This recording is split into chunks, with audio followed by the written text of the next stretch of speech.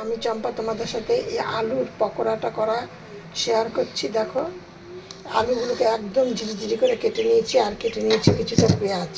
এবার এইটাকে একটুখানি জলে ধুয়েই কেটেছি, তা আর একবার একটু জলে ধুয়ে নেবো হালকা করে। এবার এর মধ্যে দেখো কিছুটা দিয়ে দিলাম নুন, আর এবার দিয়ে দেবো কিছুটা হলুদ।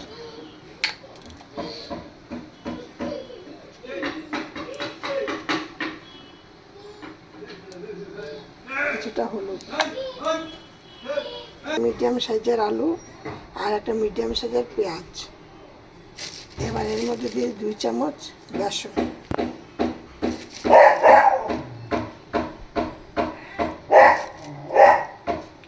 আর দিয়ে দিচ্ছি সামান্য একটুখানি কর্নফ্লাওয়ার। এবার তাকে জ্বালিয়ে দিচ্ছি আমি গ্যাসটা,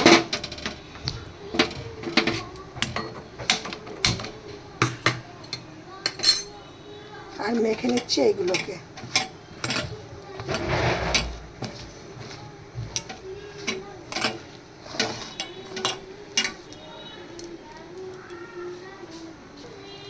এবার আমি দিয়ে দিচ্ছি, এই দেখো এই ব্যাটারটা এগুলো মেখে নিয়েছি, একদম কোনো কিচ্ছু দিইনি।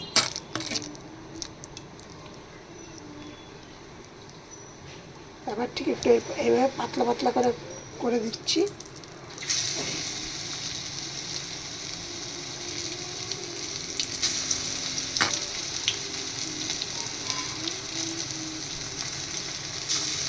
গ্যাসটাকে একটু বাড়িয়ে নেবে তোমরা, নিয়ে তারপরে আবার এটাকে গ্যাসটাকে কমিয়ে দেবে এগুলো দেওয়ার পরে, তাহলে আস্তে আস্তে আস্তে আস্তে হবে।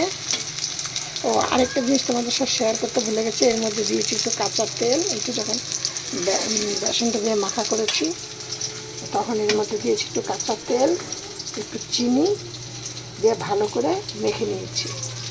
লঙ্কা কুচিয়ে দেবে, কিন্তু আমি কাঁচা লঙ্কা কুচিয়ে দিইনি, যেহেতু আমাদের বাড়িতে ছোট বাচ্চা আছে, সে বাচ্চা খাবে ওই জন্য।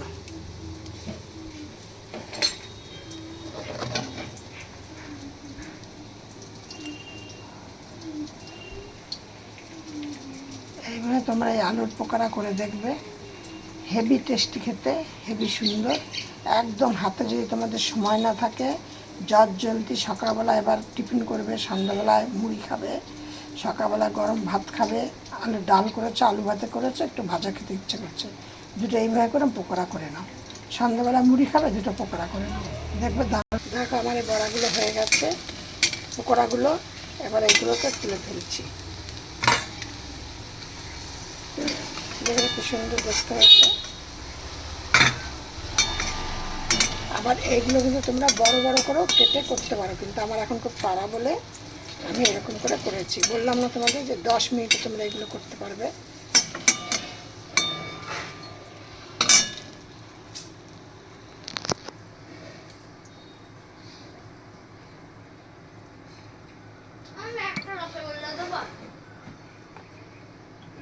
ওইটা খেতে থাক, দিচ্ছি গিয়ে, হয়ে গেছে। এইখানে দিয়ে দিয়েছি সস, এবার সসের পাশে আমি দিয়ে দিলাম 4টে পকোড়া।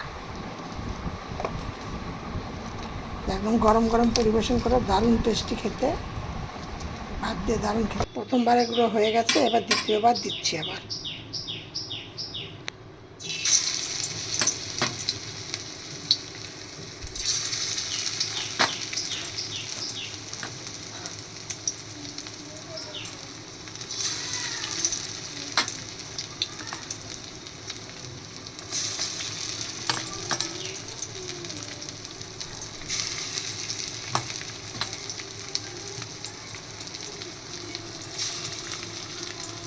এইগুলো হয়ে গেছে, এবার তোমরা শ্বাস দিয়ে সবাইকে পরিবেশন করো। আমি তোমাদের সাথে এই ভিডিওটি শেয়ার করছি, তোমরা একটু করে লাইক কমেন্ট করো।